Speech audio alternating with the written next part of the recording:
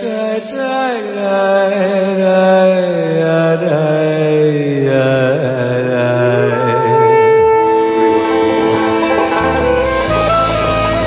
un film sur un psychopathe, c'est comme taquiner un serpent. Mets-toi au boulot. Dis-moi ce que je dois faire. Bon, alors on s'y met. Dis-moi ce que je dois faire. Quand il dresse la tête et montre ses crocs, on peut s'attendre au pire. Mets-toi au boulot, espèce de Jean foutre.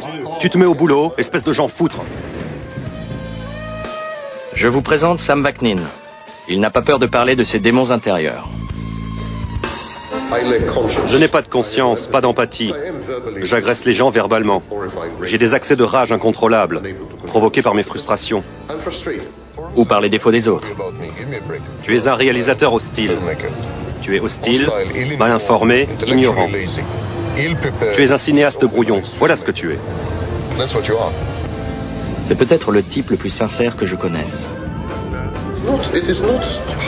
Je reconnais volontiers que je suis un psychopathe, que j'ai des tendances, des comportements de psychopathe. Et un fiefé menteur. Nous avons convenu de faire un film pour essayer de découvrir s'il était vraiment dépourvu de toute conscience morale. Je ne voulais pas apparaître dans le film. Je pensais que ce serait une démarche pédagogique, que ça pouvait même être drôle. Je me trompais lourdement. Tu vas souffrir, je te le promets.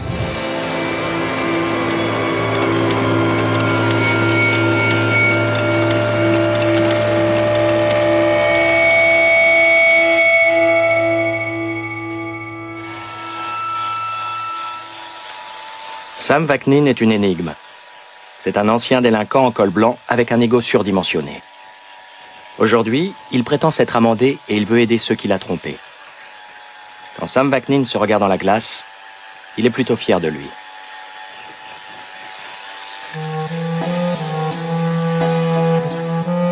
J'ai découvert Sam Vaknin sur Internet. Il anime un site web très actif et vit des droits d'auteur des livres qu'il a publiés à compte d'auteur. Il y développe sa vision de coupable repenti sur ce qu'il appelle le narcissisme destructeur. Ses lecteurs sont surtout des victimes de narcissiques pathologiques comme lui. Sam déclare qu'il est psychopathe. S'il est vrai que tous les psychopathes sont narcissiques, tous les narcissiques ne sont pas des psychopathes. C'est compliqué, non? Quand il s'agit d'un psychopathe cultivé et distingué, on a tout à apprendre.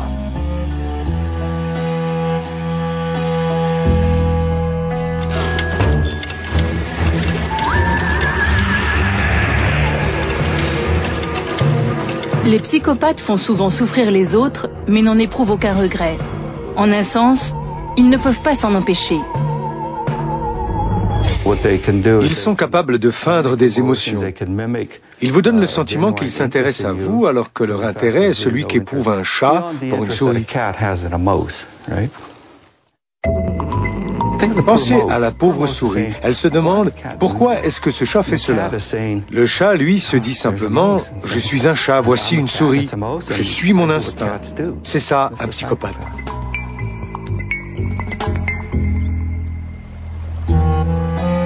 Mais tous les psychopathes n'infligent pas des sévices physiques. Ce qui m'intéresse, ce sont les psychopathes en costume 3 pièces.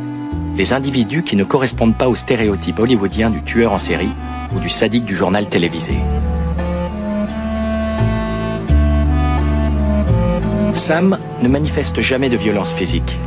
Il est bien habillé, il est intelligent, il peut même être drôle. Comment peut-il être psychopathe? Ils nous ressemblent. Ils peuvent même donner l'impression qu'ils ont les mêmes comportements que nous, mais ils ne pensent qu'à leur propre intérêt. Je les appelle des prédateurs sociaux, c'est le terme qui convient. Le professeur Robert Hare est le spécialiste mondial des psychopathes. Il a passé plus de 30 ans à les étudier dans les quartiers de haute sécurité des prisons canadiennes.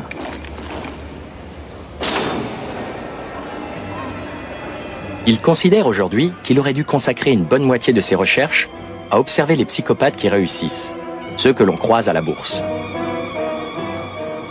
Il est convaincu que nous sommes entourés de psychopathes. La grande majorité d'entre eux sont libres et ils représentent 1% de la population.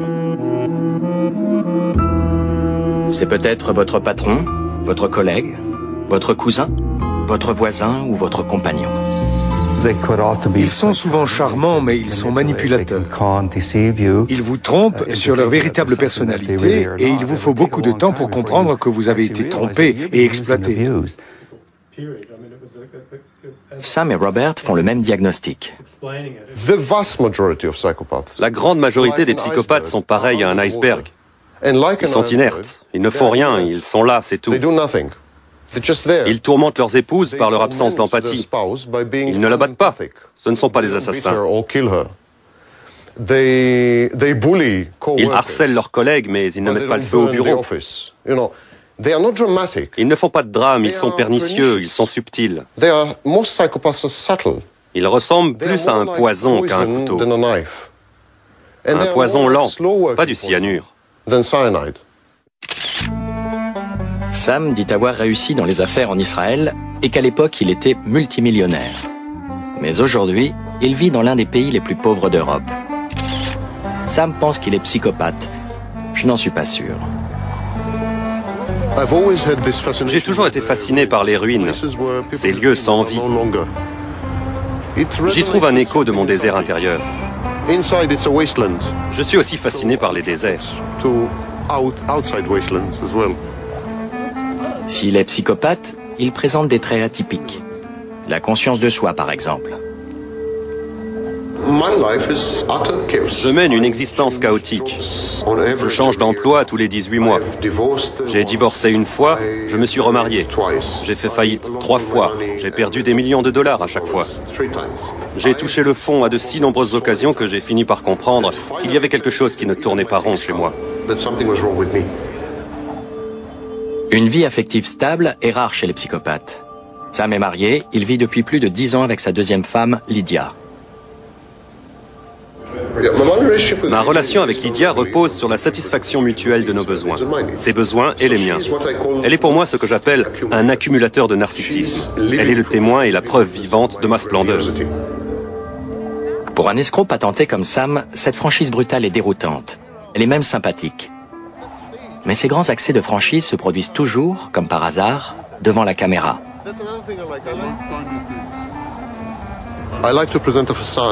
J'aime bien donner l'image d'un homme modeste et discret. Dans mon livre, j'appelle ça de la fausse modestie. Ça marche. Cela donne aux autres le sentiment que l'on est quelqu'un de très humain. Tu es humain, non? Tu ne demandes qu'à le croire. J'en suis convaincu. Sam va tenter une expérience sans précédent. Il est le premier civil à se soumettre volontairement aux tests psychologiques et neurologiques qui permettent d'établir un diagnostic de psychopathie.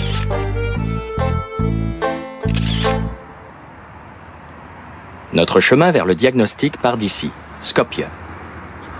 N'oublie pas le DVD. Et notre livre, Le narcissisme destructeur. J'en prends combien? 6 exemplaires. Tu en prends toujours 4. 6. Je vais en donner un exemplaire à tout le monde. Au cours des 3 semaines à venir, la personnalité de Sam va être examinée et évaluée, et les plus grands spécialistes européens de la psychopathie vont passer son cerveau au scanner. Pourquoi faire ce film? Parce qu'il aborde un sujet passionnant. Est-ce que le cerveau est le siège de l'esprit? Est-ce que la psychologie et les neurosciences peuvent se rencontrer? Pourquoi j'ai accepté d'y participer? Parce que c'est intéressant de rencontrer les plus grands spécialistes dans ce domaine. Et pour tout vous dire, moi aussi je sais repérer chez ces gens-là les traits, les comportements et les attitudes narcissiques. Je vais les tester autant que eux me testeront. Pour être honnête, je ne sais pas pourquoi j'ai choisi de m'embarquer dans cette opération. Ce que je sais, c'est que les psychopathes ne respectent jamais les règles du jeu. Je sais que je m'expose volontairement au danger. Avant de partir, je visionne des heures de conversation enregistrées de nos premières rencontres il y a 2 ans. Et je me souviens de ce que m'a promis Sam si mon film ne lui convenait pas.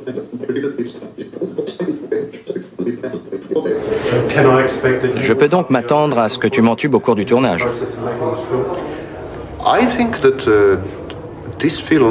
Comme ce film répond parfaitement à mes préoccupations personnelles et mes objectifs commerciaux, je pense qu'il y a peu de risques que je t'en tue. Mais c'est la seule raison, ce n'est pas par sympathie. Si ton film était partial ou incomplet, je n'hésiterais pas à t'infliger un maximum de dégâts sur le plan professionnel et financier.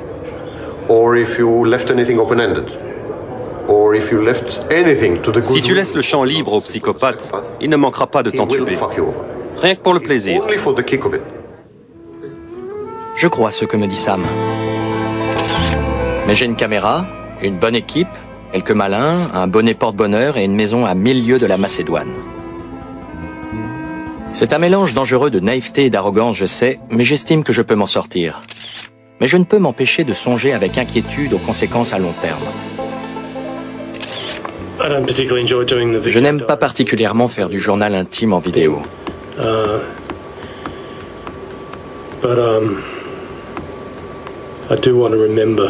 Mais je veux garder une trace de mes émotions à chaque étape de cette aventure parce que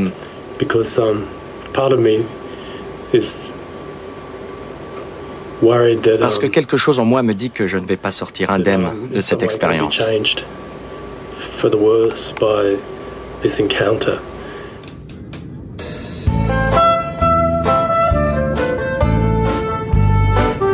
Je me demande si le cerveau d'un psychopathe est si différent du mien. Je suis surtout curieux de vivre dans l'intimité d'un psychopathe, de le côtoyer au quotidien, d'être là quand il tombe le masque. Je suis déterminé à saisir cet instant à l'image. Comme Sam, j'ai lu tous les livres sur le sujet. Et la science n'explique pas tout.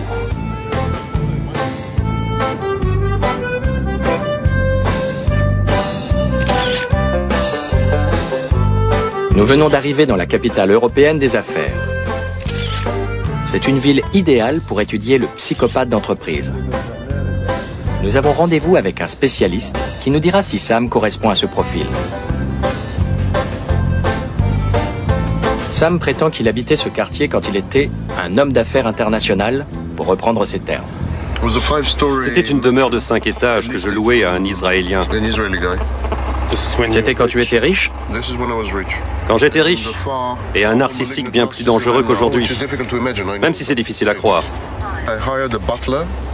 J'avais débauché le majordome de Faye Dunaway. Il avait servi le prince Charles. Il est possible que Sam ait eu un majordome distingué. Mais je veux surtout découvrir les attributs du psychopathe performant.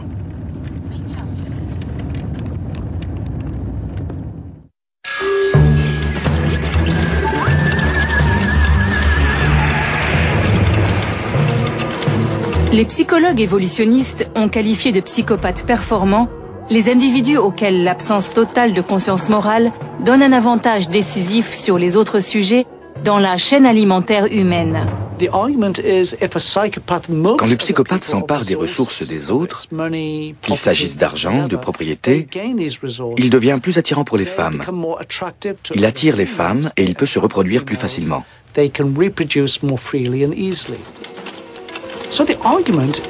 Selon cette thèse, les psychopathes sont des machines parfaitement adaptées à leur environnement. Leur moteur fonctionne parfaitement. Ce sont les Rolls-Royce de la course à l'évolution qui utilisent à la perfection toutes les stratégies de dissimulation pour gagner. L'étude menée par Belinda Bord, une spécialiste australienne de la psychologie des organisations, vient confirmer cette hypothèse. En 2005, elle a mis en évidence un grand nombre de traits associés à la psychopathie chez les grands patrons britanniques. Mon étude a eu un grand retentissement parce que les journaux pouvaient titrer « Est-ce que votre patron est un psychopathe ?» Belinda Bord a comparé les troubles de la personnalité que l'on observe chez les criminels, les malades mentaux et les patrons d'entreprise. Elle a découvert que les patrons étaient plus comédiens, moins antisociaux que les autres groupes, mais tout aussi narcissiques et compulsifs. Les troubles de la personnalité ne se limitent pas à ces pathologies clairement identifiées, dont on constate l'existence en fonction de critères médicaux reconnus.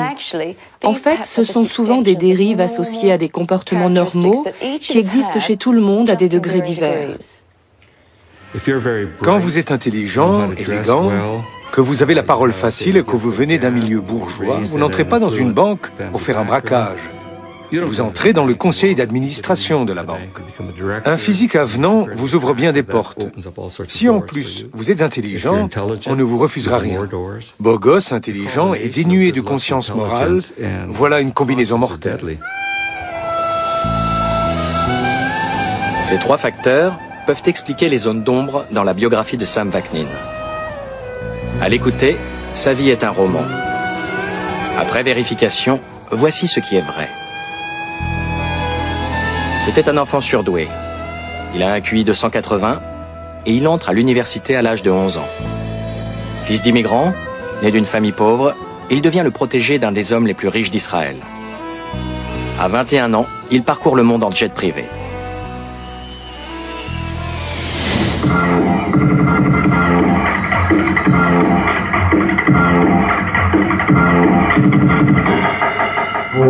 Plus tard, il vole de ses propres ailes en créant une entreprise sur Internet. Il est jeune, riche et presque célèbre. En 1995, il perd toute sa fortune et se retrouve en prison pour une vaste fraude boursière.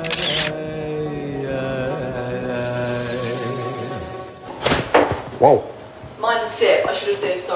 Aujourd'hui, Belinda a consenti à ajouter Sam à sa base de données. Permettez-moi de vous offrir ce petit livre que j'ai commis. Merci beaucoup. Je vous en prie. Poursuivez, s'il vous plaît. Je vais vous poser quelques questions élémentaires.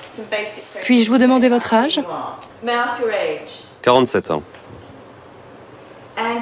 Diriez-vous que vous êtes marié et que vous avez une vie de couple? C'est la vie de ma femme. Marié, séparé, divorcé? Marié. Marié et en couple. Sam entame une offensive de charme, mais n'est pas impressionné par les questions de la psychologue. Belinda utilise le questionnaire clinique le plus répandu. Il comprend 162 questions fermées, conçues pour mettre en évidence les 11 troubles de la personnalité les plus courants.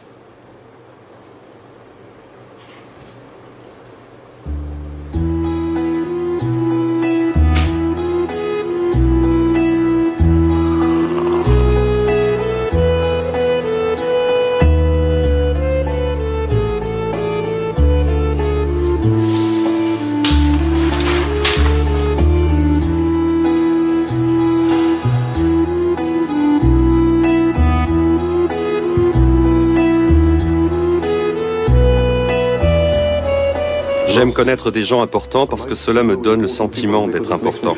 Le critère de diagnostic des narcissiques. Vrai, je ne triche pas. Bien sûr. Pour le film, je lis certaines questions et j'en explique l'objet. Ne vous inquiétez pas, je réponds sincèrement. Tout s'est bien passé jusqu'ici. Mais une question anodine concernant les diplômes de Sam menace de faire dérailler tout le protocole. Puis-je vous demander quel est votre diplôme le plus élevé? Un doctorat. De quelle université? L'Université du Pacifique. Sur votre site, j'ai cliqué sur le lien, mais je n'ai pas réussi à me connecter. Vous connectez à quoi et à qui? Vous savez bien, on clique sur le lien. Il doit être dans les travaux sur le cerveau. Non, votre doctorat n'apparaît pas. Est-ce que votre thèse a été publiée? Oui, elle est déposée à la bibliothèque du Congrès. Si vous allez à la bibliothèque du Congrès et cherchez sous Sam Vaknin, vous trouverez ma thèse et la soutenance. Quel était le sujet de votre thèse? L'asymétrie temporelle, le concept de l'asymétrie temporelle. J'ai fait une thèse que j'ai soutenue en 1983 et dont un exemplaire a été déposé à la bibliothèque du Congrès. Sam est irrité par le scepticisme de Belinda. Il attend que le caméraman ait quitté la pièce et manifeste sa contrariété. Mais j'ai ma petite caméra. Que de questions idiotes. Quelle université? Pourquoi le lien ne mène à rien? Quel lien? Il n'y a pas de lien sur mon site. Je ne sais pas de quoi elle parle. Où puis-je trouver votre thèse? De quel droit me pose-t-elle cette question? Et moi, est-ce que je peux voir votre thèse de doctorat? Je peux voir vos diplômes? Vous avez son CV? Vous avez mon CV. C'est une preuve, non? Vous ne croyez pas Sam, mais elle, vous la croyez. Les psychopathes mentent. Voilà ce que vous pensez. C'est vrai. Les psychopathes mentent pour atteindre leur but. Mais ils ne mentent pas pour rien. Ils ont toujours un but. Quand un psychopathe veut accaparer la fortune d'une femme, il lui mentira en lui disant qu'il l'aime. Si un psychopathe veut obtenir un emploi, il mentira en disant qu'il a un doctorat requis par ce poste. Mais un psychopathe ne ment pas pour mentir. Les psychopathes sont des gens très pragmatiques. Ils ont toujours un but, comme une torpille ou un laser. La question du doctorat supposé de Sam va envenimer nos relations pour le reste du tournage. Demain, je demanderai à Belinda de me présenter ses diplômes. Je ne la crois pas sur parole. Je veux voir les documents qui attestent de son identité et de ses qualifications. D'ailleurs, tu pourrais aussi faire la preuve de ce que tu prétends être. Je ne sais même pas si tu t'appelles vraiment Ian Walker. Je n'ai pas vu ton passeport. Pourquoi est-ce que tu souris? Rien ne me prouve que tu es un cinéaste compétent. Très bien, je veux voir les preuves de ton identité. Moi, je peux produire ma thèse. Est-ce que tu peux me montrer tes diplômes? Non, je ne peux rien prouver. Je m'en doutais.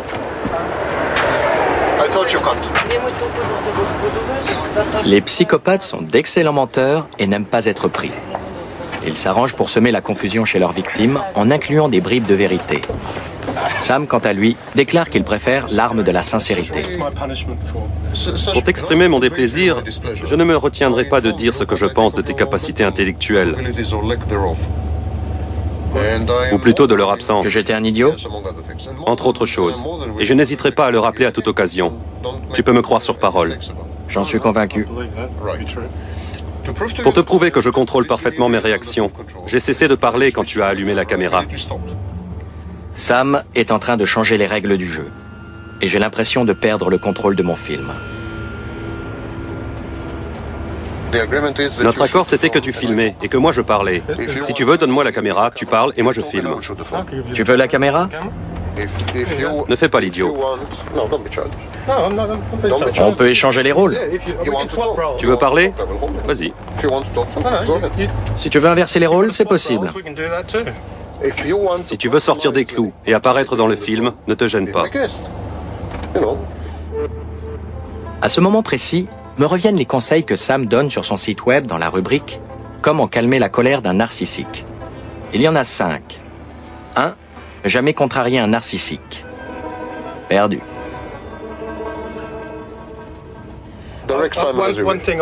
J'aimerais que tu me dises si je respecte les conseils que tu donnes pour aborder un narcissique. J'ai l'impression que je ne réussis pas très bien. Je ne crois pas que tu aies envie de bien faire. Tu es un enfant gâté. Assez narcissique d'ailleurs. Tu as raison. Mais nous avons défini des règles. Par exemple, je me suis engagé à être disponible à n'importe quelle heure. Et j'ai tenu mes promesses jusqu'ici. Je crois que tu m'es hostile. C'est mon hypothèse de travail. Et je crois que j'ai assez de preuves qui le confirment. C'est peut-être une défense face à l'agressivité. Je n'ai même pas commencé à te maltraiter. Si j'avais voulu te faire souffrir, tu serais bien plus désemparé que tu ne l'es maintenant. Puis-je vous dire rapidement ce que j'ai fait hier soir? Bien sûr. Et nous passerons... Le lendemain, Belinda et Sam se retrouvent pour examiner les résultats de son test de personnalité. Vous connaissez le principe, je le sais. J'en parle dans mon livre. Le test factorise les réponses dans les 11 types de troubles et génère un profil du trouble de la personnalité du sujet. Sam a obtenu des scores élevés pour un certain nombre de troubles de la personnalité, généralement associés à la psychopathie. On va simplement examiner la tendance générale. On part d'ici avec la propension à la comédie, avec un score de 10. La courbe monte sur les tendances narcissiques, puis retombe sur les troubles de personnalité associés à la dépendance. Votre score le plus faible. La courbe remonte pour les tendances compulsives, retombe pour le trouble passif-agressif, remonte très haut sur la paranoïa. Elle est très élevée sur le trouble schizotypal. un peu moins pour le trouble schizoïde, et atteint un sommet pour le trouble de la personnalité évitante. Le narcissisme de Sam n'est pas aussi flagrant qu'il le pensait. Vous m'avez dit hier que vous étiez narcissique, mais selon ces résultats, vous n'êtes pas très différent de ces groupes de référence. On peut supposer qu'il s'agit de groupes atypiques, qui présentent une composante narcissique plus importante que la moyenne de la population. C'est sans doute la raison pour laquelle je ne me distingue pas dans ces groupes. Belinda a superposé la courbe de Sam à celle d'autres groupes, les hommes d'affaires, les malades mentaux et les criminels. C'est la forme de la courbe de son profil qui est particulièrement révélatrice. La courbe bleue est celle des malades mentaux. La forme générale de cette courbe est très proche de la vôtre. Le rapprochement des courbes situe Sam plutôt dans le groupe des malades mentaux que des hommes d'affaires. Belinda soupçonne également que son narcissisme affiché relève de la simulation. Si on ne garde que les composants du profil narcissique, qui est le sujet de notre investigation, il semble qu'il le porte comme un étendard. Si on lui retire cet étendard, après tout, son score n'est pas très élevé. Comment va-t-il réagir? Est-ce que cela affecterait l'image qu'il a de lui-même et son style de vie?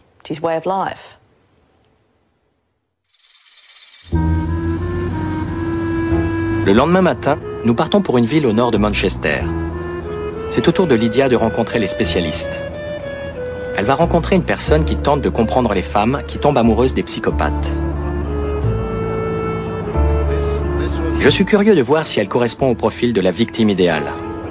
Je veux un environnement sécurisant. Je ne me sens pas en sécurité pour le moment. Lydia a 39 ans. Elle désire toujours avoir un enfant. Il lui reste peu de temps. Je veux avoir un enfant, mais j'hésite. Je suis à un âge critique. C'est maintenant ou jamais. Selon Sam, Lydia n'est pas convaincue qu'il fera un bon père. Lydia ferait une mère parfaite, quel dommage. Elle veut un enfant, mais elle sait qu'elle ne peut pas l'avoir avec moi pour des tas de raisons. Mais elle-même, à sa façon. Elle est sans doute accrochée à moi et à ma façon d'être. Sam n'est pas facile à vivre. Ce soir-là, au dîner, ma caméra enregistre une de leurs disputes quotidiennes. J'essaie de te comprendre. J'ai juste envie de me barrer. Pourquoi es-tu en colère? Parce que tu ne m'écoutes pas. Tu n'essaies même pas de comprendre ce que je dis. Ce n'est pas la première fois. C'est déjà arrivé plusieurs fois au cours du voyage. Je commence à en avoir marre. Qu'est-ce qui cloche? Je m'en vais. C'est parce que je lisais?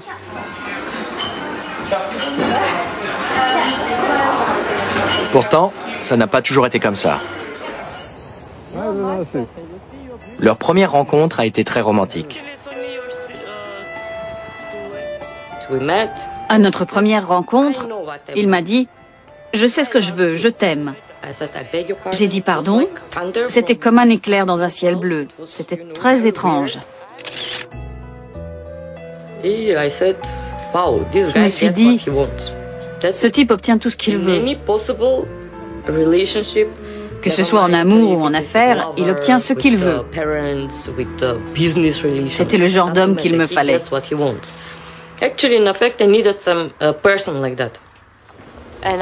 Nous ne pouvions pas nous marier dans mon pays, en Macédoine. On s'est marié à Chypre. Son pays refusait de délivrer les attestations demandées par les autorités macédoniennes. Nous sommes arrivés à Chypre au dernier moment. Le maire de Nicosie en personne était là.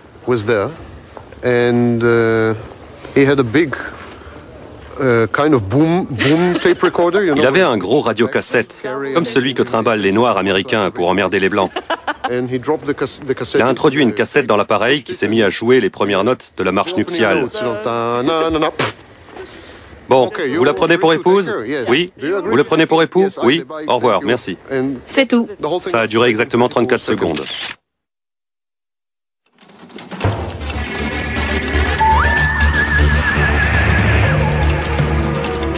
On a peu étudié les raisons qui poussent tant de femmes à succomber au charme des psychopathes. Certains couples durent des années et finissent ruinés émotionnellement et financièrement. Mais dans la seule recherche qui existe, on note un appât récurrent. Il offre des fleurs, beaucoup de fleurs.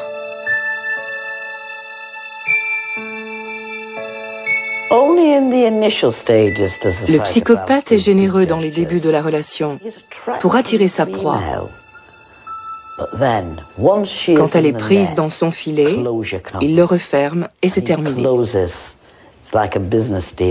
C'est comme une transaction commerciale. Tout ça va très vite. Il sait exploiter l'empathie. On peut considérer que c'est une parade amoureuse assez subtile. On peut aussi se dire qu'il s'agit pour lui d'entrer dans la place pour vivre en parasite et exploiter les ressources de la femme.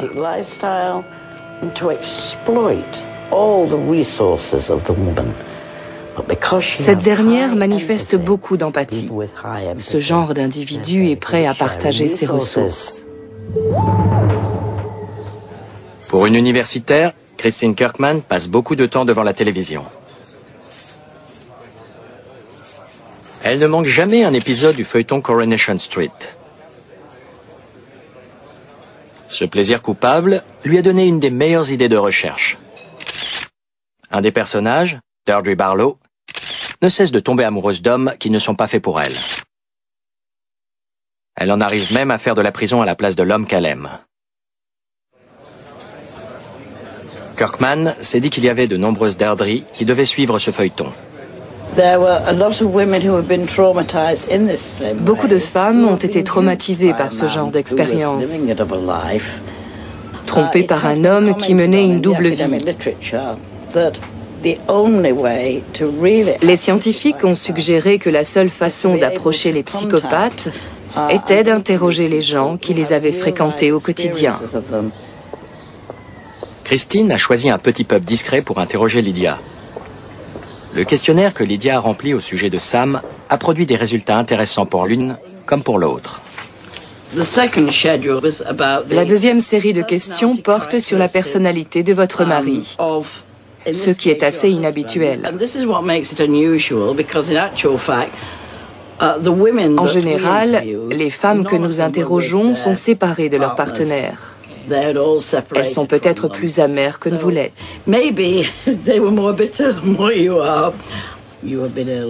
Le PI-scan, élaboré par Robert Hare, un pionnier des études sur la psychopathie, est un test élémentaire pour repérer les traits psychopathiques.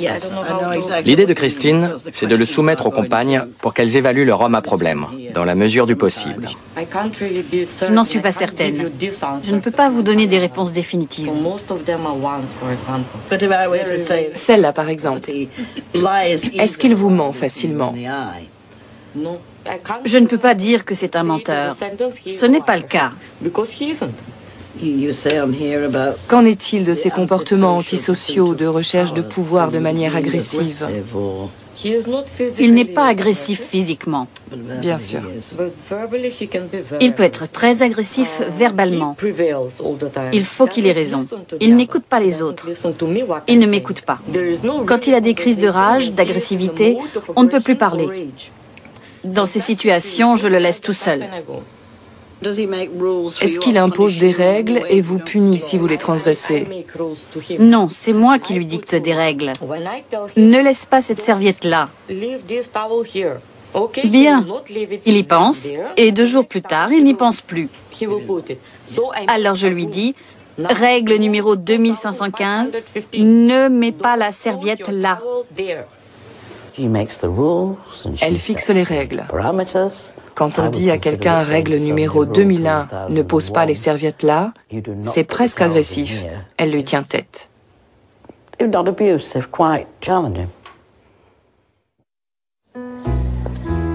Plus tard, Lydia affronte le verdict de Christine Kirkman. 2 tendances dominantes se dégagent de l'entretien du matin. La première, c'est que Lydia a le profil rêvé d'une victime potentielle. Vos scores sur ces points montrent que vous êtes la personne rêvée, avec une forte capacité d'empathie. Cela rejoint d'autres traits. Forte émotivité, gentillesse, vous pleurez facilement quand vous êtes ému, vous avez des résultats élevés, très proches de ceux des autres femmes que j'ai interrogées. Mais pour Lydia, Sam n'est pas un psychopathe. Dans ce test, j'ai examiné les réponses qui portent sur les comportements abusifs, tels que les punitions, les règles, l'humiliation, les critiques constantes, la dévalorisation de la personne. Ces éléments sont pratiquement absents dans vos réponses en comparaison aux autres femmes.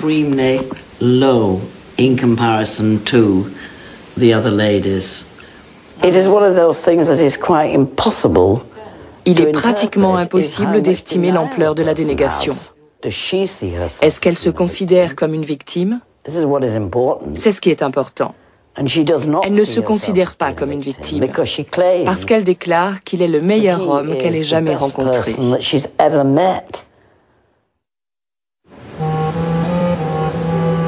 Nous sommes à mi-chemin de notre diagnostic. Jusqu'ici, selon les tests, Sam est moins narcissique qu'il aime à le croire. Il n'est même pas un psychopathe. Selon Lydia, en tout cas. J'ai consacré une bonne partie de la nuit à fouiller dans le passé de Sam. J'ai vérifié ses diplômes suspects sur le site de l'université où Sam dit avoir obtenu un doctorat. Je suis peut-être en train de devenir un cinéaste hostile, pour reprendre ses propos.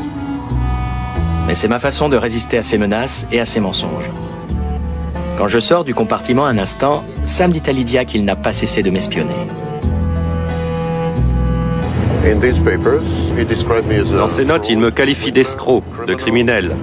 Il m'accuse de terroriser les gens, d'avoir menti sur mon doctorat. Ces notes confirment mon jugement. C'est un cinéaste hostile. À mon retour, ils sont tous les deux convaincus que mon seul objectif est de les détruire tous les deux. Ton opinion à mon sujet était faite dès le début. Tu me considères comme un escroc, un voleur, un type qui ment sur ses diplômes, qui dit n'importe quoi. Eh bien, continue dans cette voie. Je ne suis pas en colère, crois-moi. Quand je serai en colère, tu seras le premier à t'en rendre compte. Je ne suis pas en colère, je regrette. On dirait pourtant. Non, je ne suis pas fâché, crois-moi. Quand je suis en colère... Quand je suis en Je t'ai colère... déjà vu en colère. Quand je suis en colère, ça se voit. Tu sais quel est mon sentiment profond? Je suis triste. Parce que je crois que tu as gâché une occasion unique. Non pas parce que je suis unique, mais parce que ce que je fais est unique. Et tu as tout gâché. À l'arrivée, tu auras fait un espèce de film pornographique sur le thème « Hannibal Lecter parcourt la planète pour tromper les gens ». Selon les statistiques, il y a au moins 8 millions de psychopathes aux États-Unis. Tu veux faire un film sur un psychopathe? Ça n'intéressera personne, même pas moi. Je ne t'en demanderai même pas une copie.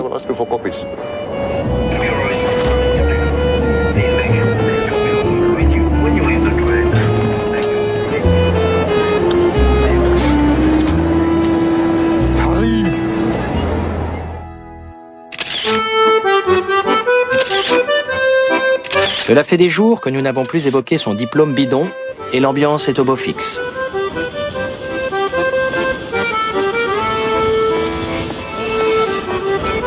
Sam est heureux parce que nous faisons le film à sa manière. Il parle, je filme.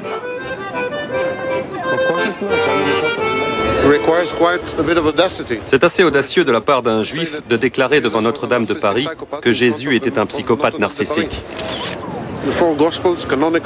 Les 4 évangiles décrivent un individu qui, aujourd'hui, j'en suis convaincu, serait diagnostiqué comme psychopathe narcissique.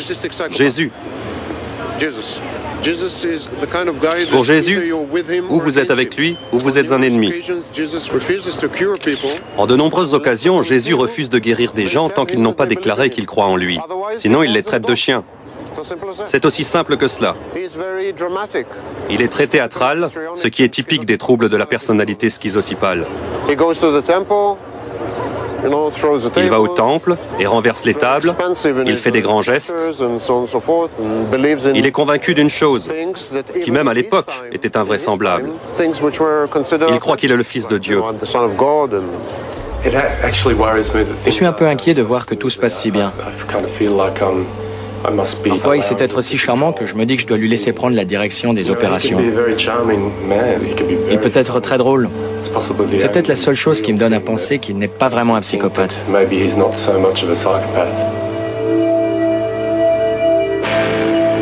Mais la bonne humeur ne dure pas. La séance de pause chez le photographe tourne à l'aigre. Sans que j'aie le sentiment de l'avoir provoqué, il me traite à nouveau comme un ennemi. Si tu veux, on peut faire une pause et enlever ce passage. Arrête les gentillesses. Fais ton boulot. Dis-moi ce que je dois faire. Arrête de faire semblant de me servir tes bonnes manières. Mets-toi au boulot. Ça fait partie de mon boulot. Va te faire foutre. Boss. Appelle-moi quand tu seras prêt. Comment peut-on vivre avec un type comme ça? Mais la plupart du temps, Sam et Lydia ont l'air très amoureux. Leur relation semble défier tout pronostic et faire mentir les Cassandres.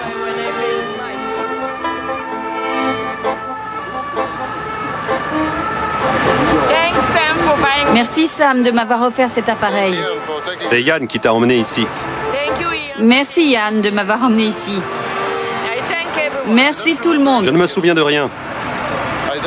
Je ne me souviens pas de ce que j'ai vu ni de ce que j'ai lu. C'est pour ça que je prends des photos, pour toi. Aujourd'hui, nous rencontrons un vétéran de la psychanalyse qui conseille les PDG des grandes entreprises européennes. Au fil des ans, Manfred Ketz de Vries a apprivoisé de nombreux PDG narcissiques. Une thérapie à l'ancienne pourrait-elle faire du bien à Sam? Je vous présente ma femme. Ce ne sera pas long. Sam est grincheux en arrivant, avec moi. Mais de Vries sait dissiper la tension et conduit gentiment son patient sur le divan. Vous connaissiez Paris? Oui, j'y ai vécu un certain temps. En tant qu'analyste, je veux toujours savoir d'où viennent les gens. Un de mes vieux mentors disait « Quand on ne comprend pas, il faut reprendre par le début ». J'ai consulté les notes de Yann. J'ai aussi lu ce que vous avez écrit. Je crois que vous avez une personnalité beaucoup plus complexe qu'un simple narcissique. Dites ça au réalisateur. Il est convaincu que je ne suis qu'un vulgaire escroc. Vraiment? Oui, vous devriez lui parler. Vous arriverez peut-être à accorder vos violons. De Vries s'intéresse aux tendances autodestructrices de Sam. Pourquoi vous focalisez-vous sur cet aspect? Le narcissisme. Oui. Ce qui me frappe, c'est votre manière de vous focaliser sur ce trouble, dont vous êtes sans doute aujourd'hui l'un des grands maîtres. Vous ne pouvez pas vous échapper, vous êtes là. Quand je vois tout ce que vous avez fait, vous avez beaucoup de talent, mais aussi le don de vous donner des verges pour vous battre. Non? Est-ce que cela vous paraît juste? Pourquoi vous flagellez-vous? Il y a peut-être une raison à cela. Il y a peut-être un écart entre mon potentiel et ce que je suis devenu. Un fossé même. Je crois que j'aurais pu faire bien d'autres choses. Non pas devenir plus riche ou plus célèbre, mais je crois que j'aurais pu être plus heureux. Par exemple, j'adore enseigner, mais je n'ai jamais eu l'occasion de le faire. C'est un talent inutilisé. Je crois que je me sens bien dans des rôles clairement définis.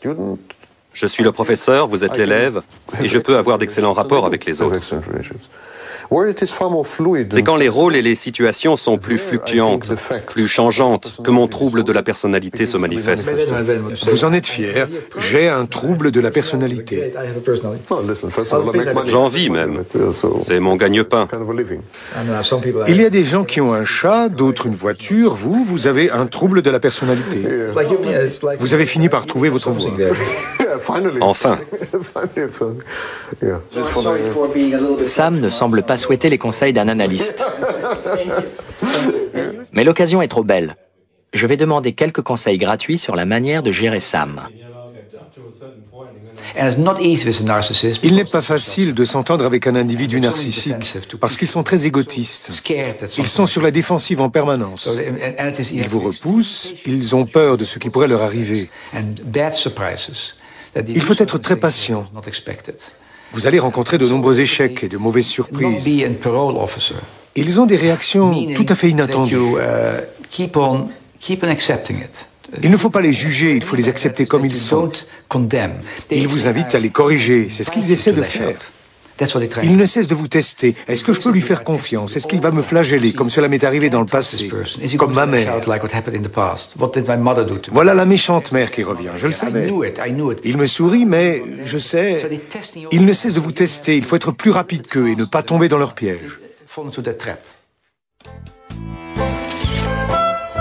Notre prochaine étape dans cette odyssée scientifique, c'est Tübingen, une ville universitaire réputée qui a vu passer un grand nombre de savants, y compris des pionniers de la médecine, des philosophes et l'homme qui a conçu le premier ordinateur mécanique. Il n'est pas surprenant que Tübingen soit aujourd'hui à la pointe des recherches sur les spécificités du cerveau des psychopathes. Professeur Dr Bierbaumer, enchanté. Très heureux. Donnez-moi votre manteau. Ma femme, Lydia. Lydia, très heureux.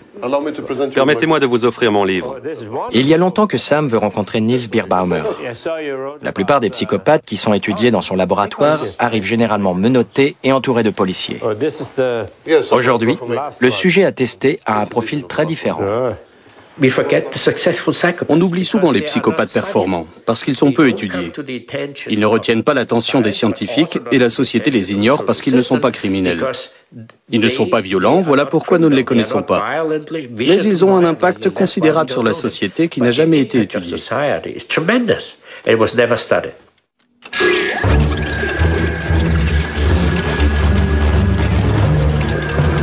Les scientifiques supposent que les psychopathes ont une perception différente de la peur, et en particulier de l'anticipation de la peur. La peur est la clé de l'empathie. Pour comprendre les conséquences de vos actes sur les autres, il faut pouvoir les ressentir vous-même. La base de l'empathie, c'est l'égoïsme. Il faut commencer par connaître la douleur, celle que l'on éprouve et celle que l'on inflige. L'anticipation de la douleur pour soi-même. Ce n'est qu'après que l'on peut imaginer ce qu'elle représente pour d'autres. Les psychopathes n'éprouvent rien de tel.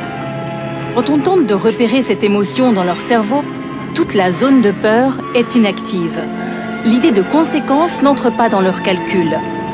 On a utilisé le terme d'émotion froide pour décrire les réactions des psychopathes qui comprennent les situations dans leur tête, mais ne les éprouvent jamais dans leur tripes. C'est comme si le psychopathe n'avait pas de corps. Tout se passe dans la tête. C'est par la tête qu'il appréhende le monde. Et il n'a pas la mémoire de son corps et de ses modifications. Il n'a pas la mémoire de cette faiblesse dégoûtante, une émotion négative.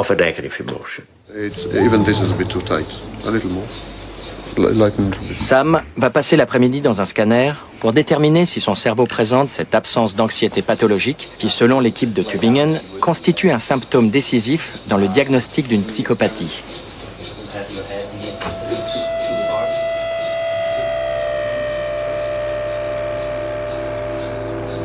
À l'aide d'un scanner très performant, les scientifiques vont mesurer l'activité cérébrale de Sam à travers la circulation sanguine. Quand certaines cellules nerveuses sont activées, elles consomment de l'oxygène et provoquent un afflux de sang vers différentes zones du cerveau.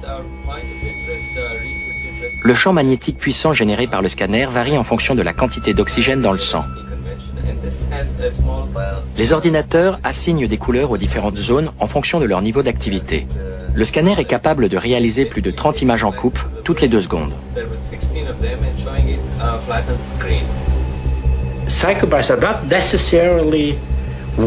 Les psychopathes ne sont pas forcément incapables de ressentir la peur, mais ils ne peuvent pas l'associer à un événement à venir. C'est le cœur du problème. Sur la main gauche de Sam, on a fixé une pompe qui envoie des décharges douloureuses d'air sous pression. Un capteur sur sa main droite mesure sa transpiration.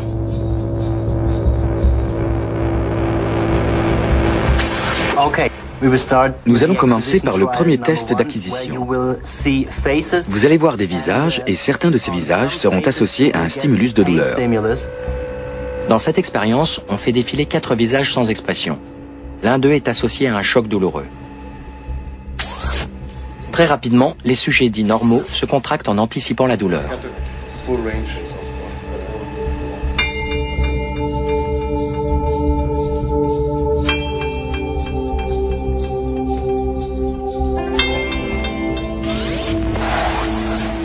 Sam a été très coopératif, mais après de longues heures dans le scanner, il a la tête qui tourne.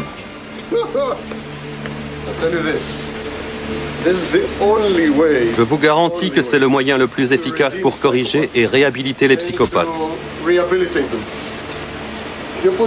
Vous mettez un psychopathe dans cette machine et il devient Mère Teresa. Le résultat du test n'est pas aussi probant que Sam l'aurait souhaité. Sam est convaincu qu'il est psychopathe, mais les scanners de son cerveau montrent qu'il n'appartient pas à la catégorie des sujets sans peur. Ce diagramme concerne la reconnaissance des visages. Aucun problème. La réaction au visage est très positive. Pourtant, il y a 2 chaînons manquants dans son circuit de la peur. 2 zones importantes du cerveau de Sam ne réagissent pas. Il n'y a pas d'activité dans le cortex frontal orbital, de même que dans le cingulum antérieur. Il y a une zone d'ombre dans le circuit. Qu'est-ce que ça signifie? Ce que cela signifie, eh bien, cela fera l'objet d'un débat entre 20 scientifiques qui auront chacun une opinion différente. Le cortex frontal orbital et le cingulum antérieur sont 2 zones du cerveau qui sont associées à la composante émotionnelle du mécanisme lié à la prise de décision. C'est un peu comme un ange gardien logé au fond de notre tête qui nous conseille de ne pas faire de mauvaises actions. En l'occurrence, selon le scanner, il semble que l'ange de Sam se soit envolé.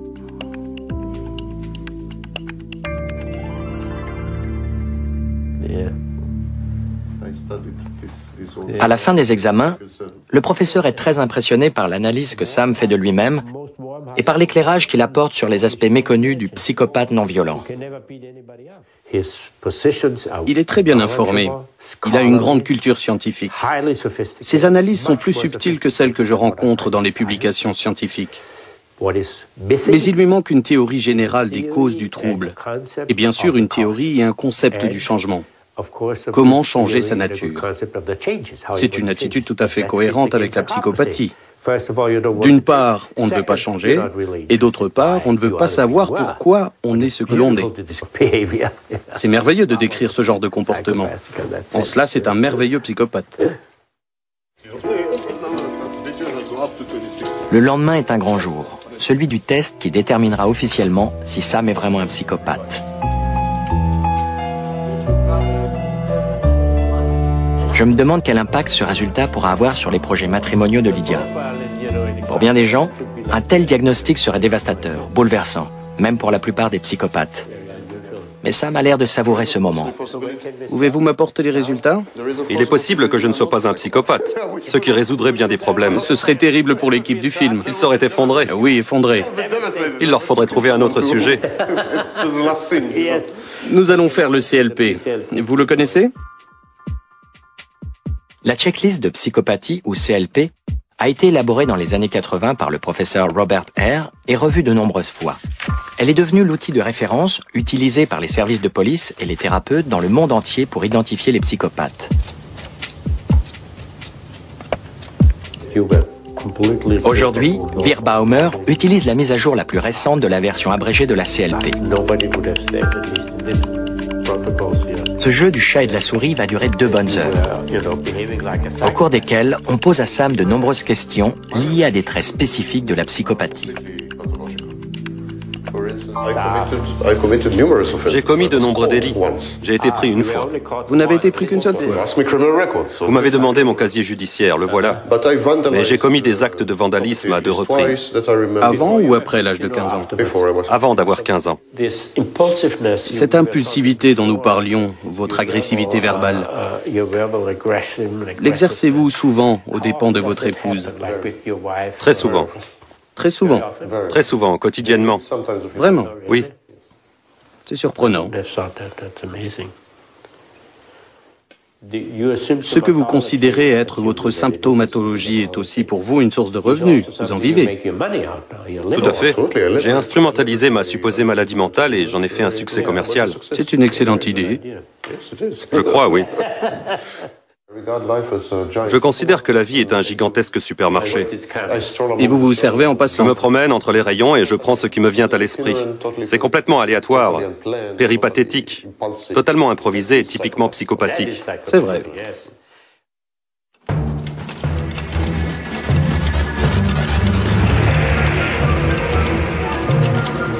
Est-ce qu'on est psychopathe de naissance ou en raison de son environnement?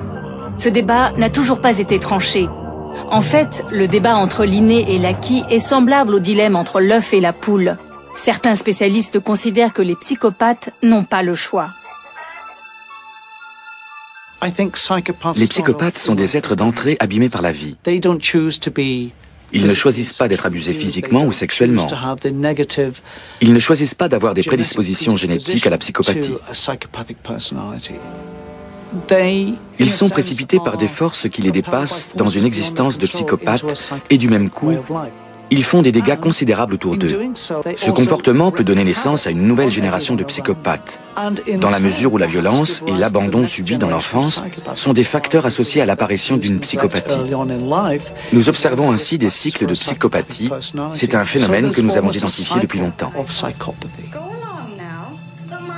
Selon d'autres chercheurs tout aussi catégoriques, rien ne prouve que les psychopathes soient esclaves de leur gène ou de leur environnement. Ils choisissent de leur plein gré de faire comme bon leur semble. Il n'est pas rare qu'un sujet, particulièrement un sujet psychopathe, prétende avoir vécu des épisodes traumatisants dans sa petite enfance. Traumas qui ont déclenché son comportement psychopathique.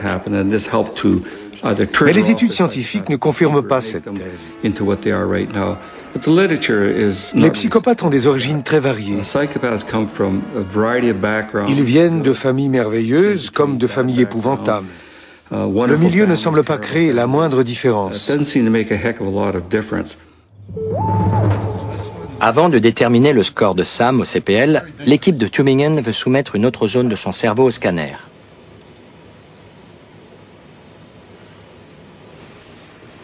C'est une expérience qui oppose le mari et la femme pour voir qui possède le meilleur contrôle de ses émotions. On utilise un procédé nommé boucle de retour neurologique en temps réel. C'est un peu comme une gymnastique du cerveau où les sujets font de la musculation mentale.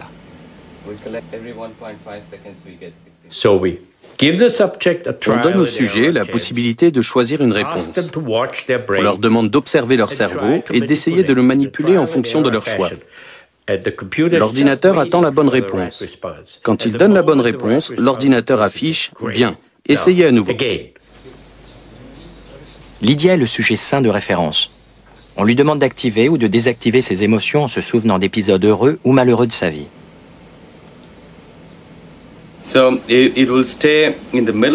Le niveau restera au milieu pendant la phase bleue, mais pendant la phase rouge, vous verrez le thermomètre monter et descendre. Votre tâche est de le faire monter. Ce simple graphique en forme de thermomètre permet à Lydia d'avoir un retour visuel de l'activité de son cerveau. Au bout de peu de temps, elle arrive à faire monter ou descendre le thermomètre. Pendant ce test, nous enregistrons les signaux provenant d'une partie du cerveau appelée insula, qui joue un rôle important dans le contrôle des émotions. Chez Lydia, au bout d'une seule séance, on voit son insula s'allumer. Lydia, tu vas bientôt sortir de là. Ta séance est finie. C'est à mon tour. La séance de gymnastique cérébrale de Sam commence mal. On lui donne une deuxième chance. Ça ne change pas grand-chose. Le signal en provenance de l'insula est presque linéaire. Il n'y a aucune variation. Il semble que Sam soit pratiquement incapable de contrôler ses émotions ou d'apprendre à le faire. Émotionnellement, il affiche un signal linéaire. Voici le graphique de l'activité cérébrale. C'est la courbe de Lydia au cours d'une seule séance. J'ai une femme émotive. Nous sommes assez émotifs. Oh oui. On voit bien qu'elle essaie de faire varier la courbe. Elle y réussit. Oui, elle réussit. Elle ferait encore mieux avec un peu d'entraînement. Un peu d'entraînement. Si on compare ces données à... Regarde tes résultats, regarde-toi. Voici vos données provenant de la même région. On voit que la courbe est pratiquement plate. En fait, elle tombe. Il n'y a pas de différence marquée entre les phases bleues et vertes. Vous comprenez maintenant pourquoi, quand je lui dis que je l'aime, il ne ressent rien du tout. Ce ne sont que des mots creux pour lui. Je vais cesser de lui dire. Non, ce n'est pas vrai que je ne ressens rien. Je me sens rassuré.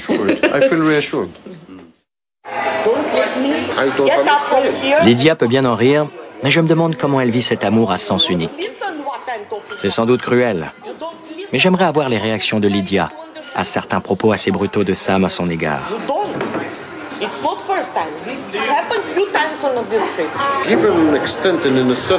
Dans un certain sens, elle n'existe pas. Elle est un reflet, une page blanche où l'on peut écrire ce que l'on veut. Tout lui conviendra. Elle acceptera tout. C'est désolant. Est-ce pour ça que tu l'as choisi? C'est possible. Les psychopathes et les narcissiques s'entourent d'individus facilement malléables, pas seulement comme conjoints.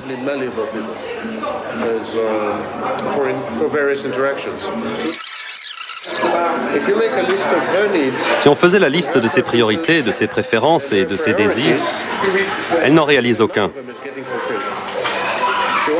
Elle désire un enfant, elle n'a pas d'enfant. Elle possède une sexualité saine, elle n'en profite pas. Elle veut être aimée, elle doit se contenter d'une pâle imitation de l'amour selon ses propres critères. Bien que je l'aime profondément, dans la mesure où je suis capable d'aimer, ce que je suis capable de ressentir dans ce domaine est très loin de ce que l'on appelle l'amour. Je la plains, je l'épargne, mais... C'est aussi le terme qu'elle emploie. Elle te plaint. Je sais. C'est une relation fondée sur la pitié, ce qui est la plus mauvaise configuration possible. Les relations fondées sur la pitié basculent toujours dans le pathologique. Qu'en pensez-vous? Ce n'est pas un amour normal, mais il m'aime beaucoup. Je sais qu'il m'aime quand je vois ce qu'il fait et ce qu'il partage avec moi. Il est très tendre avec moi.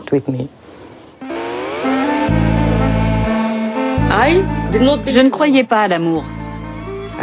Quand j'étais adolescente, je croyais au prince charmant. Mais ça n'arrive pas dans la vraie vie. Je n'ai pas rencontré de prince charmant. J'avais renoncé à l'amour et j'ai rencontré Sam.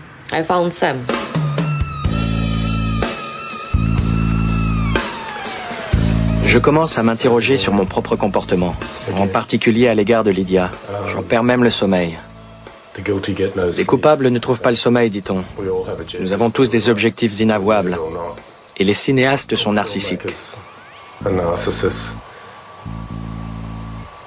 Les documentaristes sont peut-être de petits psychopathes qui essaient de faire faire aux gens des choses qu'ils ne feraient pas normalement ou de les confronter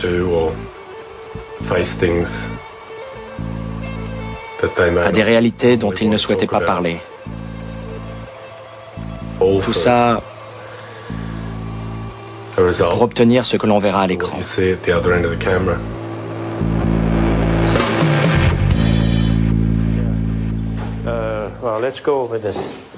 Après les scanners de haute technologie, la dernière séance à Tübingen revient au papier et au crayon.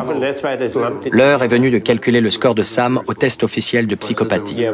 Niels Birbaumer décide d'associer Sam à l'évaluation et de calculer le score du test avec lui. C'est l'aboutissement inattendu de 2 jours très étranges. 2, 4, 6, 8, 10, 12, 14, 16, 18. C'est le niveau seuil aux États-Unis. Oui. Le seuil européen est de 13. 13. Les Européens sont des psychopathes modérés. Vous êtes un vrai psychopathe. Mais en Amérique... Pas en Amérique, peut mieux faire. En réalité, le score de Sam ne prête pas à rire. 18 points sur 24. C'est le seuil qui caractérise les psychopathes avérés.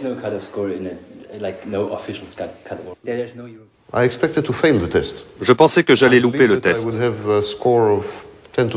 Je pensais que j'allais obtenir un score de 10 ou de 12. Parce que je crois que je suis plus narcissique que psychopathe. Mes traits psychopathiques sont secondaires. Ils ne sont pas très importants. J'ai été un peu choqué d'obtenir un score de 18, je l'avoue. La grande majorité des gens obtiendraient 0 ou 1 à ce test. Un score de 18 serait le fait d'un peu moins de 1% de la population. Rapporté à l'ensemble de la population, 18 est un score très élevé. En fait, si l'on examinait les scores des détenus, on trouverait qu'ils se situent vers 12 ou 13, pas 18. 18, c'est très très élevé.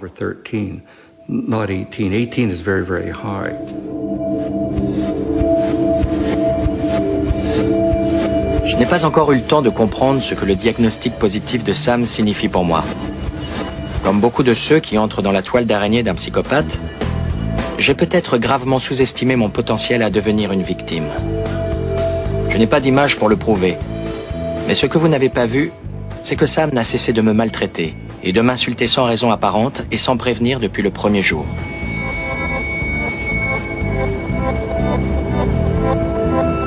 Très habilement, il a toujours profité des moments où notre caméra principale était éteinte. Il m'arrive de me demander si c'est Sam qui m'a choisi pour faire ce film ou l'inverse.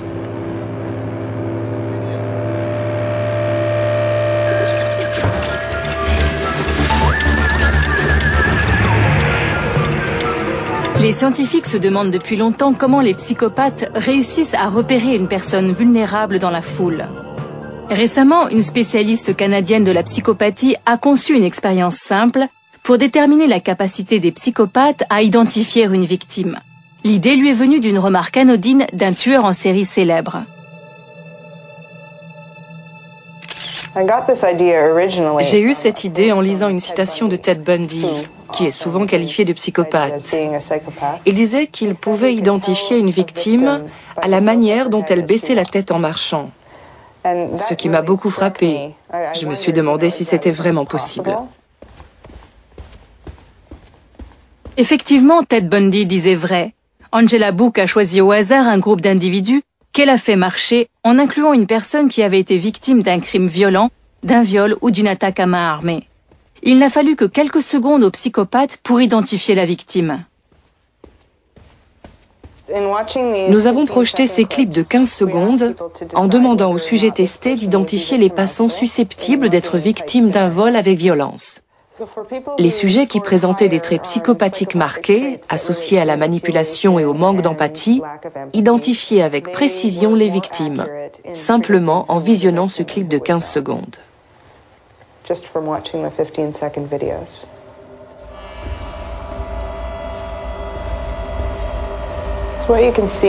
On voit que ses bras ne sont pas synchrones avec ses jambes. Un bras est synchrone, l'autre pas.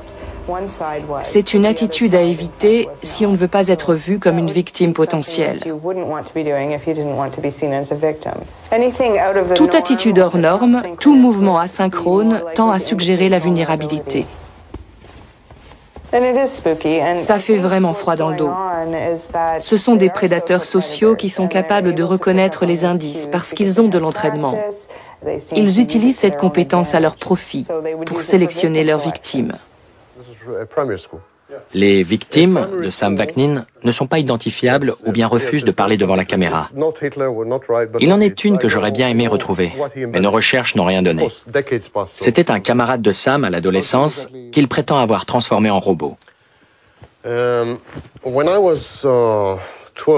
l'âge de 12 ou 13 ans, j'ai voulu pratiquer l'ingénierie psychologique, une forme dévoyée, malfaisante et maligne de thérapie. Le sujet d'expérience de Sam était fils de survivant de l'Holocauste. Pour pénétrer son âme et le déstabiliser, j'ai eu recours à l'expérience de ses parents, victimes de l'Holocauste. Je ne cessais de lui mettre des croix gammées sous le nez, j'en dessinais sur ses cahiers. Je le conditionnais pour qu'il voie en Hitler un personnage de plus en plus humain. Un jour, j'ai glissé dans son sac des photos de victimes de l'Holocauste, des photos très connues, d'hommes nus devant un crématoire.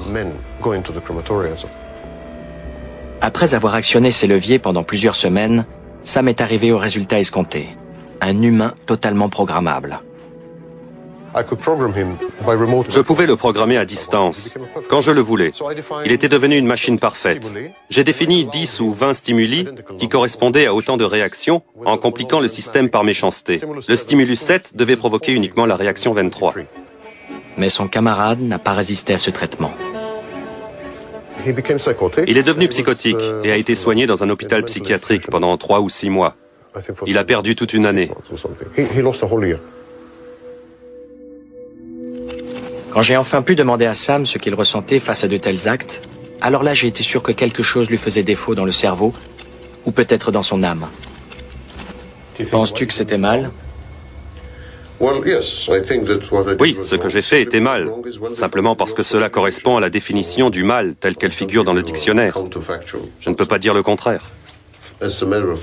C'était mal, en effet. Mais je n'ai pas le sentiment d'avoir commis le mal. Je ne ressens aucune culpabilité ni aucun remords. Une fois de plus, je me demande si l'histoire de Sam est vraie. Nos recherches semblent confirmer son authenticité. Je me demande s'il y a un test pour le mal.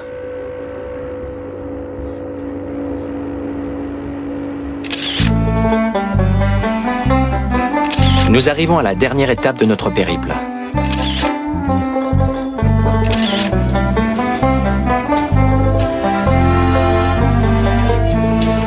Aujourd'hui, nous avons prévu une visite d'une collection unique de cerveaux de psychopathes.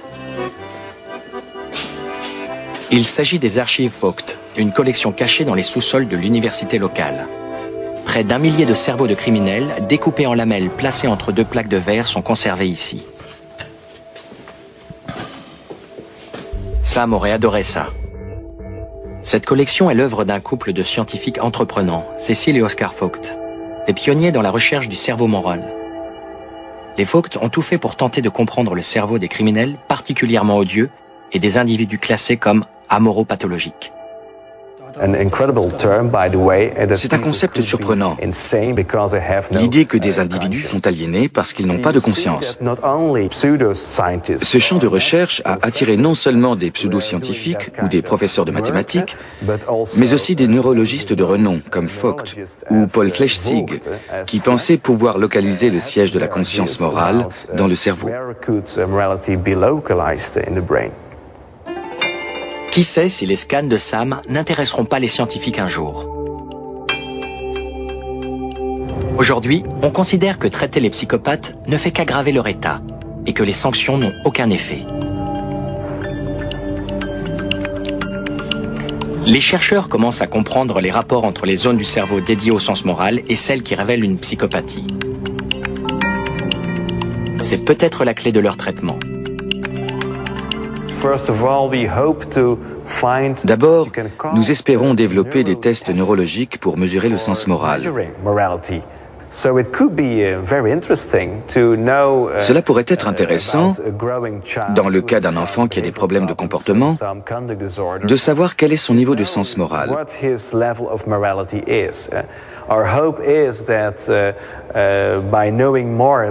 Nous pensons qu'en développant notre connaissance du cerveau, nous pourrons les aider de manière scientifique.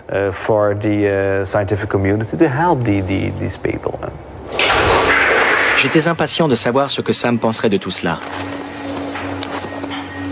Mais la journée avait mal commencé.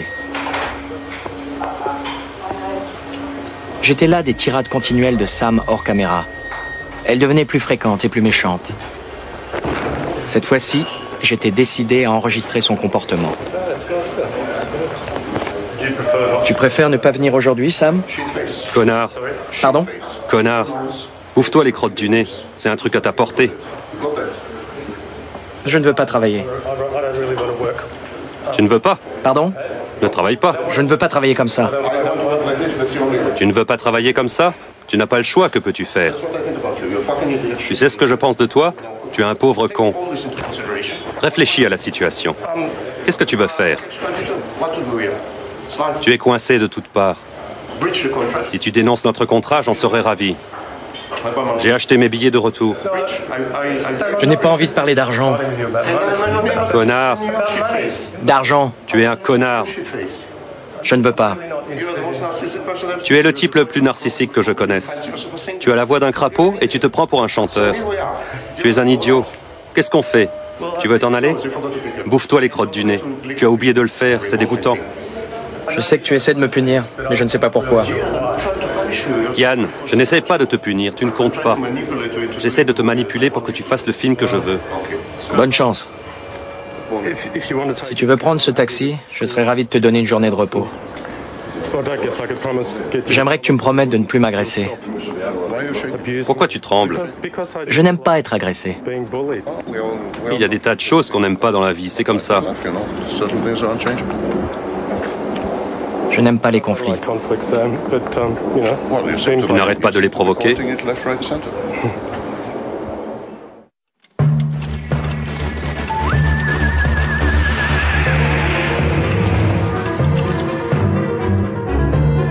Les victimes des psychopathes sont perdues et brisées après une confrontation. La plupart des psychopathes parviennent à faire croire à leurs victimes qu'ils sont à l'origine du problème et qu'on peut les maltraiter à sa guise plutôt que de réagir. Ils acceptent d'être manipulés et se disent « Il a raison, il y a quelque chose qui cloche chez moi. Je mérite tout ça. » C'est très triste. On rencontre très souvent de la projection, un phénomène analogue aux méthodes des dirigeants de sectes. La projection, un comportement qui consiste à attribuer aux autres ses propres pulsions malignes et néfastes, est très courant chez les paranoïaques. C'est vous qui êtes hostile, c'est vous qui êtes malhonnête, c'est vous qui êtes négligé, etc.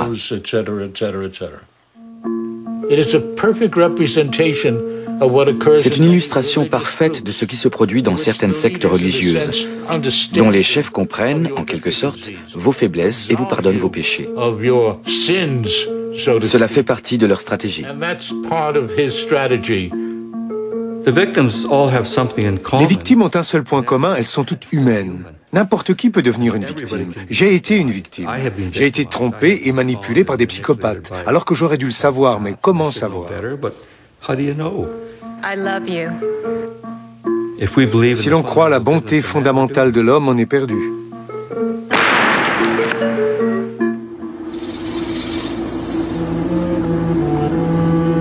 Je mets peut-être du temps à comprendre. Mais après tout ce temps passé avec Sam, je suis toujours sidéré par sa cruauté froide. Quelques minutes à peine après cet échange agressif dans le hall de l'hôtel, il revient calmement au vouvoiement et analyse l'incident en donnant des indications précieuses sur la maltraitance.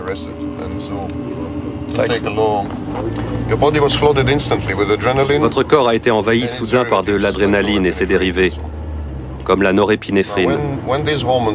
Quand ces hormones saturent le sang, votre cerveau réagit. Il ferme certaines zones et en active d'autres. C'est ce qu'on appelle une réaction de stress ou un syndrome de stress. Quand l'agression s'arrête, le taux d'adrénaline commence à tomber, provoquant des dysfonctions dans tout le corps. Le cœur, qui vient de recevoir un choc d'adrénaline et qui battait 30 à 50% plus rapidement, doit réajuster son rythme. La pression sanguine tombe brutalement et on passe de l'hypertension à l'hypotension. De nombreuses fonctions du corps sont désorganisées. En général, les gens agressifs soufflent le chaud et le froid. Cela permet d'obtenir une forte réaction physiologique et un stress maximum. C'est le secret de l'agressivité.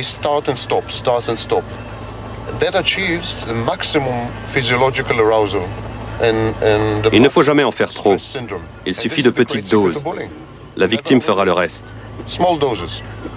Mais tu trembles moins. Faut que je corrige ça.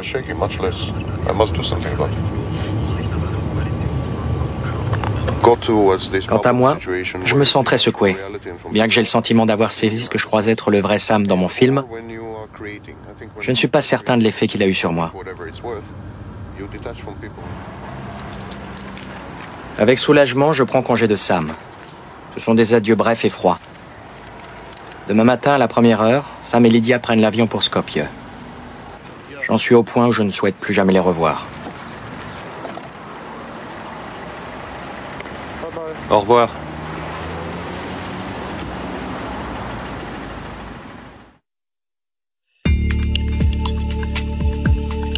Ce soir-là, j'abandonne mon bonnet et je rase ma barbe. Une sorte de rituel de purification. Je suis enfin libéré de mon tortionnaire.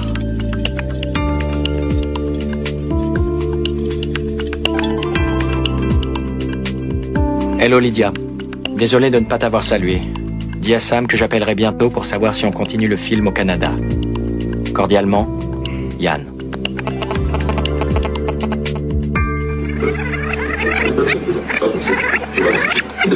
Quant au sujet de disputes presque quotidiens avec Sam, je me demande pourquoi il a pris tant d'importance. De retour chez moi, je me repasse mes heures d'interview pour trouver la preuve que Sam s'est effectivement vanté de son doctorat acheté.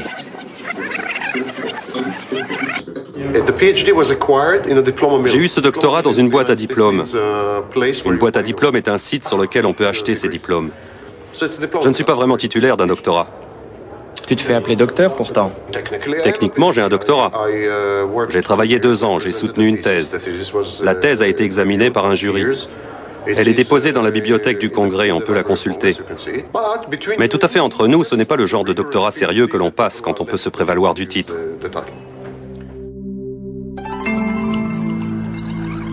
Je ne tire aucune satisfaction d'avoir mis à jour le bobard du docteur Sam. Pendant des mois, ces remarques vont me hanter.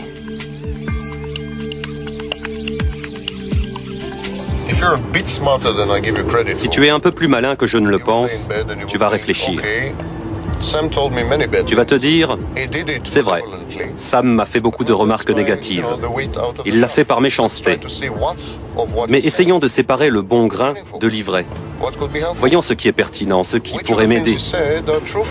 Qu'a-t-il dit de vrai à mon sujet? Que puis-je faire pour m'améliorer? Faire un film sur un psychopathe, c'est une chose. Mais suivre ses conseils sur la manière de conduire sa vie, il faudrait être fou pour faire ça. Et je me suis promis de le suivre sur ce terrain.